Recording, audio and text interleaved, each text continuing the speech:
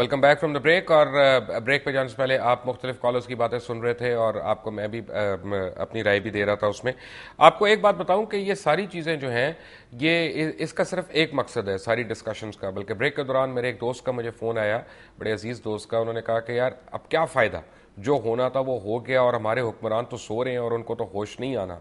بات یہ ہے کہ آپ کو کہیں نہ کہیں تو رکنا ہے, کسی نہ کسی دن تو آپ نے اپنے سر جوڑ کے بیٹھنے ہیں.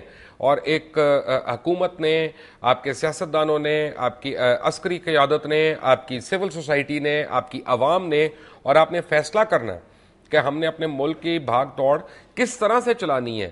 اور کیا یہ روز روز ہوتا رہے اس طرح کی چیزیں کہ اس کو آج جو ہو گیا اس کو آئندہ ہم ہونے سے بچا لیں.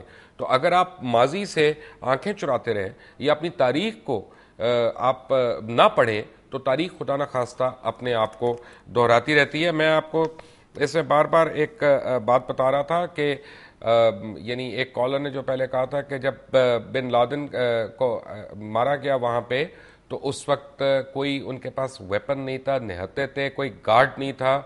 یہ دنیا کا سب سے زیادہ وانٹیڈ آدمی تھا. اور مجھے آج تک ایک بات مجھے نہیں پتا چلی, اگر آپ لوگوں کو پتا ہو تو پلیز مجھے بھی ایڈوائز کریے گا کہ القاعدہ کی تنظیم ہے کتنی بڑی کہ 10 سال سے اگر اس کے اوپر یعنی 27 ممالک دنیا کے گولہ بارود پھینک رہے ہیں, مار رہے ہیں, اس کو تباہ کر رہے ہیں. اس کے ہر روز جو بندہ پکڑا جاتا ہے وہ نمبر 3 ہی ہوتا ہے یا نمبر 4 ہوتا ہے, سینئر ہوتا ہے, کوئی جونیئر آج تک نہیں پکڑا گیا. اور سوائے اس کوریئر کے جو آئیڈینٹیفائی ہوا تھا جس کے تھرو بقول ان کے کہ وہ یہاں تک پہنچے تھے, اب کتنے لوگ رہ گئے ہیں اس میں. اور اس تنظیم کے آفیسز کہاں پہ ہیں, اس تنظیم کے یعنی جب ان کی ایک ویڈیو آتی ہے تو یا ایک ٹیپ آتی ہے تو وہ پوری دنیا میں پھیل جاتی ہے. کس دفتر سے ایشو ہوتی ہے, کس جگہ سے ایشو ہوتی ہے, لے کے کون آتا ہے اس کو یعنی. اور یہ ہمیشہ ایسی چیزیں جو ہیں امریکن الیکشن ایئر جو ہوتا ہے اس کے ارد گرد کیوں آتی ہیں اور اس وقت کیوں سرفیس ہوتی ہیں, ان سوالات کا جواب میرے پاس نہیں ہے. اگر آپ کے پاس ہو تو ضرور دیجیے گا.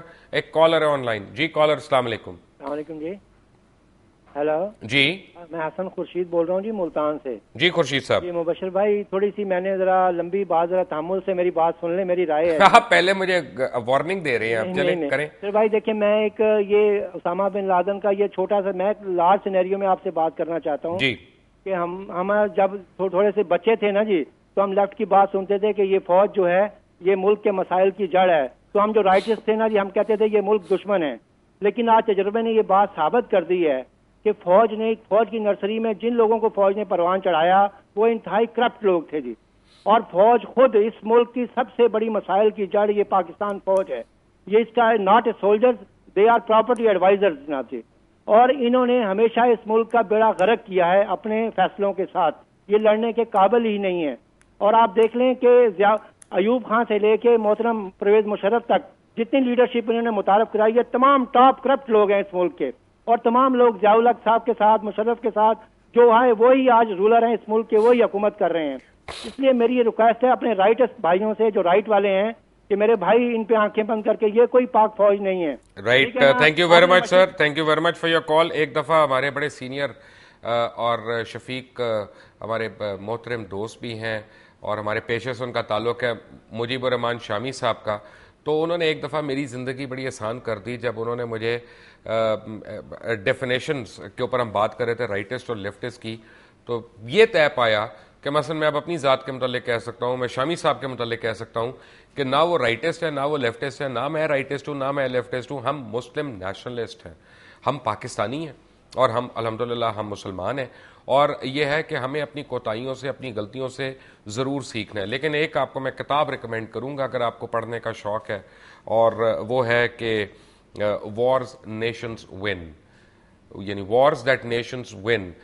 جنگ جو ہوتی ہے فوج نہیں جیتتی ہے یا فوج نہیں ہارتی ہے, جنگ ہمیشہ پوری قوم جیتتی ہے یا پوری قوم ہارتی ہے. اور آپ پوری ورلڈ ہسٹری اگر آپ پڑھ لیں گے تو آپ کو اس کا پتہ چل جائے گا. دوسری بات یہ ہے کہ آپ اور میں اگر ایک دوسرے کو ہم یہ کہتے رہیں ٹھیک ہے ڈیفینسو پہ کر دیں, اب وقت ہے کہ آپ بھی اور میں بھی اور ساروں کو لے کے ہم سامنے آ کے ایک لایا عمل تو تیار کریں نا. پہیا روز روز انوینٹ نہیں ہو سکتا, اس کو اب آگے بھی تو چلانا ہے, اس کو کسی طرح آگے بھی تو لے کے چلنا ہے. اور سب سے بڑی بات یہ کہ اگر میں وزیر ہوں اور میرے نیچے کوئی ہے اور وہ کوئی ادھر ادھر پھر رہا ہے تو بھائی صاحب ذمہ داری پھر میری ہی ہے، ذمہ داری اسی کی ہے جو اوپر بیٹھا ہے. کسی نے بندوق پہ رکھ کے تو حکومت نہیں آپ کو دی. انٹل ٹمارو، اللہ حافظ.